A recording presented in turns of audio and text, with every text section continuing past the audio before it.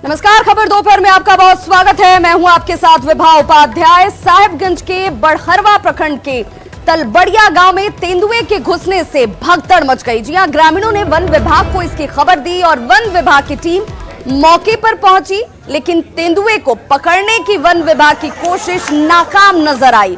दहशत फैलाने के बाद तेंदुआ गांव से भाग गया। हालांकि अभी भी लोग जो हैं वो डरे और सहमे हुए हैं। तस्वीरें आपके सामने हैं, तलबड़िया गांव की ये तस्वीरें, जहां पर तेंदुओं को पकड़ने की कोशिश लगातार ग्रामीणों के स्तर से भी और वन विभाग के कर्मियों की तरफ से भी की गई, लेकिन तेंदुआ खुद ही यहां से भाग खड़ा हुआ और दहशत अभी भी ग्रामीणों के अंदर। तस्वीरें आपके सामने हैं और सहयोगी निशांत हमारे साथ इस वक्त फोन लाइन पर जुड़ चुके हैं। निशांत, क्या जानकारी है? तेंदुए के आने के बाद लोग डरे सहमे हुए हैं।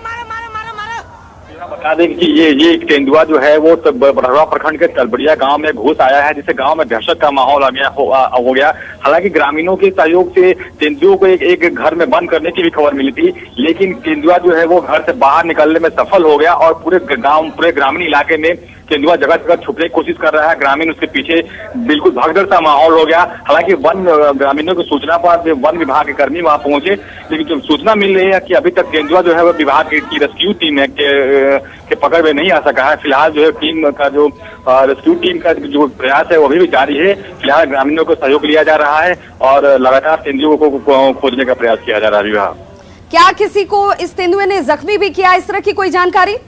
जी, फिलहाल तो 2 लोगों के घायल होने की सूचना है। क्योंकि ग्रामीण इलाका है, लोग जो है वो तेंदुआ को भगाने के लिए अपने सबसे प्रयास कर रहे हैं। विभाग का रेस्क्यू टीम भी है, वो कहीं न कहीं इस भगदड़ को लेकर परेशान हो जा रही है। हालांकि विभाग का जो वन विभाग की रेस्क्यू टीम है वो साजो सामान और वन विभाग की ओर से साजो सामान और कुछ कर्मियों को मंगाया गया है, ताकि तेंदुओं की घेरेबंदी तरीके से हो सके और ग्रामीणों को पूरा का पूरा सहयोग मिल सके। चलिए, बहुत बहुत शुक्रिया निशांत इस जानकारी के लिए। तो तस्वीरें देखिए, ये चूंकि जंगली इलाका होने की वजह से इस तरह के तेंदुए के यहां पर आने के बाद दहशत का माहौल, लोगों ने कई बार इस तरीके से परेशानी का सामना किया और एक बार फिर से तेंदुए के आने के बाद दहशत का माहौल ग्रामीण इलाकों में साफ नजर आ रहा। हालांकि वन विभाग की टीम यहां पर मुस्तैद है और उनका कहना है कि बहुत जल्द तेंदुए को पकड़ लिया जाएगा। लोगों को डरने की जरूरत नहीं है। हालांकि अभी भी तेंदुआ पकड़ से बाहर है।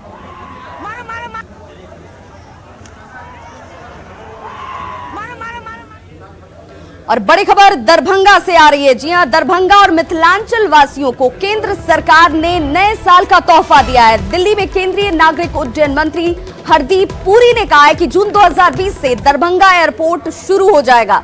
यानी जून 2020 से दरभंगा से उड़ान शुरू हो जाएगी और केंद्र सरकार की उड़ान योजना के तहत दरभंगा से हवाई यात्रा शुरू होनी है। केंद्र सरकार की इस उड़ान योजना के तहत दरभंगा को हवाई यातायात से जोड़ा गया है। 24 दिसंबर 2018 को मुख्यमंत्री नीतीश कुमार और तत्कालीन उड्डयन मंत्री सुरेश प्रभु ने दरभंगा में एयरपोर्ट के निर्माण के लिए भूमि पूजन किया था। तब जुलाई 2019 से उड़ान की योजना तय की गई थी, लेकिन तकनीकी कारणों की वजह से अब तक 4 बार तारीख आगे बढ़ चुकी है। हालांकि नागरिक उड्डयन मंत्री के बयान के बाद एक बार फिर से उम्मीदें बढ़ी हैं।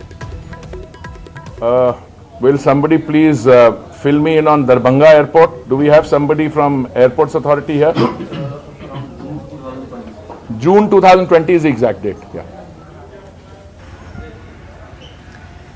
तो जून 2020 से उड़ान यहां से शुरू हो जाएगी। यानी कि जो लंबे वक्त से मिथिलांचल वासी हैं, दरभंगा वासी हैं, जिस उम्मीद में यहां पर बैठे हुए थे, उनकी उम्मीद पूरी होती हुई नजर आएगी। मंत्री हरदीप पुरी ने आज एक बार फिर से भरोसा जताया। उन्होंने कहा कि बहुत जल्द यहां पर उड़ान सेवा की शुरुआत भी हो जाएगी और उसको लेकर कार्य जो है वो प्रगति पर है। तो दरभंगा एयरपोर्ट से शुरू होगी उड़ानों की आवाजाही और इसके साथ ही यहां से ये बार बार सामने आती रही आवाज की, देखिए यहां से लोगों की जो संख्या है उड़ानों को लेकर के वो बहुत ज्यादा है और यहां से पटना की दूरी तय करने में लोगों को ज्यादा वक्त लगता है और ऐसे में यहां से अगर उड़ान सेवा की शुरुआत होती है तो लोगों को राहत हासिल होगी। एक बार फिर से उसी की कोशिश, हालांकि इससे पहले 4 बार इसकी तारीख को आगे बढ़ाया जा चुका है, लेकिन एक बार फिर से उम्मीदें लोगों की जगी हैं। उड़ान योजना के तहत हवाई यातायात की शुरुआत यहां पर होती हुई नजर आएगी। तो जानकारी इस वक्त ये है कि हरदीप पुरी ने ये कहा है कि बहुत जल्द यहां से उड़ान सेवा की शुरुआत हो जाएगी। यहां मिथिलांचल वासियों को ये राहत, ये सौगात जो है बहुत जल्द मिलने वाली है। दरभंगा एयरपोर्ट से सेवा की शुरुआत होगी, लोगों को राहत हासिल होगी। मंत्री हरदीप पुरी की तरफ से दिल्ली में जो स्टेटमेंट सामने आया उसमें ये कहा गया है कि इसको लेकर के तमाम तैयारियां जो हैं वो चल रही हैं और बहुत जल्द लोगों को ये राहत, ये सुविधा यहां से मिलती हुई नजर आएगी।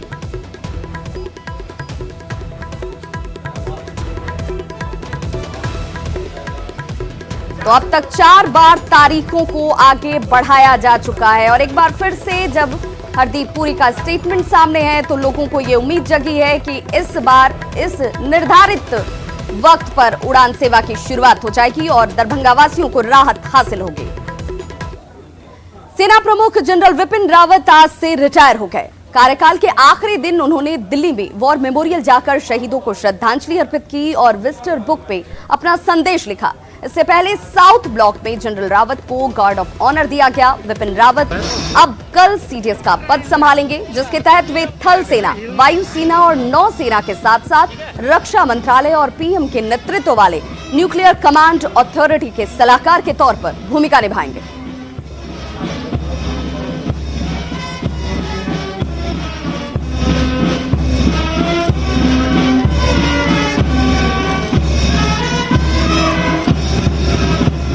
विपिन रावत ने सबसे पहले शहीदों को श्रद्धासुमन अर्पित किए, उन्हें श्रद्धांजलि अर्पित की। उसके बाद विजिटर बुक में उन्होंने संदेश लिखा। गार्ड ऑफ ऑनर की तस्वीरें भी आपके सामने।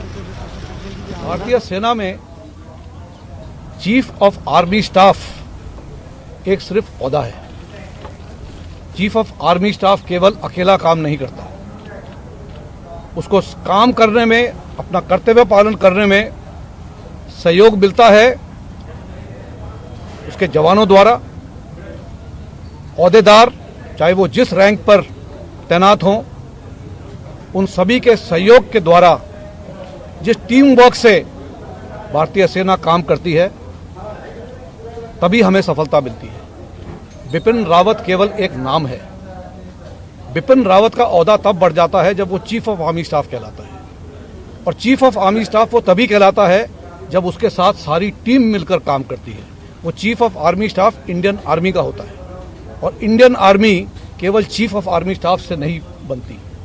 जितने भी हमारे जवान हैं, हमारे ओहदेदार हैं, वो सब मिलकर इंडियन आर्मी कहलाते हैं। और जब Vipin Rawat chief of Indian army बनता है तो इन सबको शामिल होकर अपनी कार्रवाई करता है और उनके सहयोग द्वारा ही हमें सफलता प्राप्त होती है। अकेला कोई आदमी कुछ नहीं हासिल कर सकता। और चलिए अब ग्राफिक्स के जरिए हम आपको बताते हैं कि आखिर कौन है विपिन रावत। जी हां, तो ये जानना बेहद जरूरी है। विपिन रावत 1978 बैच के और ऐसे में 31 दिसंबर 2016 से विपिन रावत थल सेना प्रमुख बने और पूर्वी सेक्टर में लद्दाख, कश्मीर घाटी और पूर्वोत्तर में काम करने का उनका बड़ा अनुभव।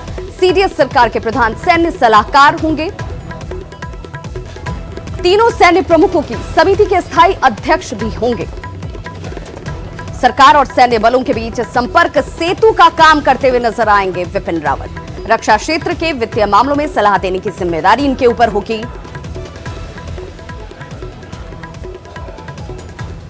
वहीं डिफेंस एक्सपर्ट पीके सहगल ने विपिन रावत की सीडीएस के पद पर नियुक्ति को बेहतरीन फैसला करार दिया है।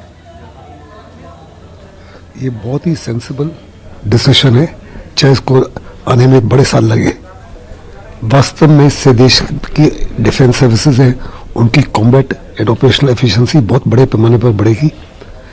आज किसी प्रकार की कोई जॉइंटनेस और इंटीग्रेशन नहीं है। चाइना के खिलाफ आर्मी के 4 कमांड हैं और एयरफोर्स के 3 कमांड हैं, जबकि चाइना का एक इंटीग्रेटेड कमांड है जो ईस्टर्न लद्दाख से लेकर अरुणाचल तक है। इसकी वजह से आने वाले समय में बहुत बड़ा नुकसान हो सकता है और मिलिट्री डिबेकल हो सकता है, क्योंकि किसी प्रकार की सिनर्जी और कोहेसिवनेस नहीं है। फिर बहुत लाजमी है कि जो सिविल मिलिट्री डिस्ट्रस्ट है उसको कम किया जाए। सीडीएस आने के बाद में ये सिविल और मिलिट्री जो डिस्ट्रस्ट है, इसमें बहुत बड़े पैमाने पर कमी आएगी। तो सेना प्रमुख जनरल विपिन रावत आज से रिटायर हो गए। कार्यकाल के आखिरी दिन उन्होंने दिल्ली में वॉर मेमोरियल जाकर शहीदों को श्रद्धांजलि अर्पित की और विजिटर बुक में अपना संदेश लिखा। इससे पहले वो साउथ ब्लॉक में जनरल रावत को गार्ड ऑफ ऑनर दिया गया। विपिन रावत अब कल सीडीएस का पद संभालेंगे, जिसके तहत वे थल सेना, वायुसेना और नौसेना के साथ साथ रक्षा मंत्रालय और प्रधानमंत्री नरेंद्र मोदी के नेतृत्व वाले न्यूक्लियर कमांड अथॉरिटी के सलाहकार के तौर पर भूमिका निभाएंगे।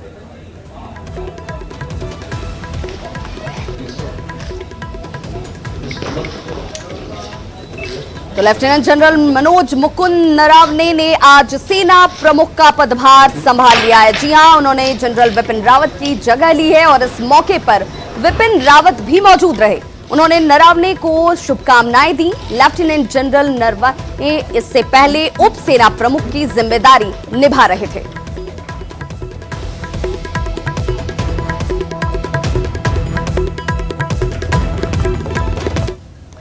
तो कौन है नरवाने? कश्मीर और पूर्वोत्तर भारत में काउंटर इंटेलिजेंसी ऑपरेशन का अनुभव उनका अच्छा खासा रहा है। जम्मू कश्मीर में राष्ट्रीय राइफल्स बटालियन और इन्फेंट्री ब्रिगेड की कमान उन्होंने संभाली है।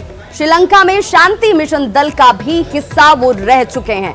म्यांमार की बात कर लीजिए तो म्यांमार में भारतीय दूतावास में 3 साल तक भारत के रक्षा अत्ताशे रहे और नरवाने साल 2017 में गणतंत्र दिवस परेड के कमांडर भी थे।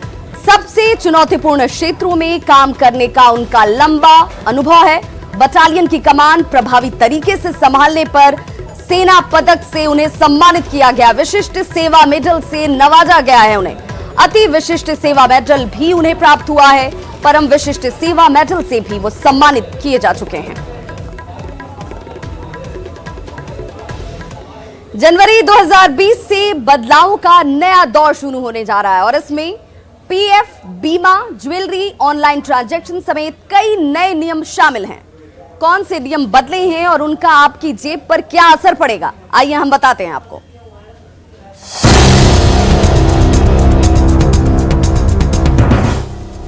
नए साल में सबसे बड़ा फायदा पीएफ में अंशदान करने वाले कर्मचारियों को होगा।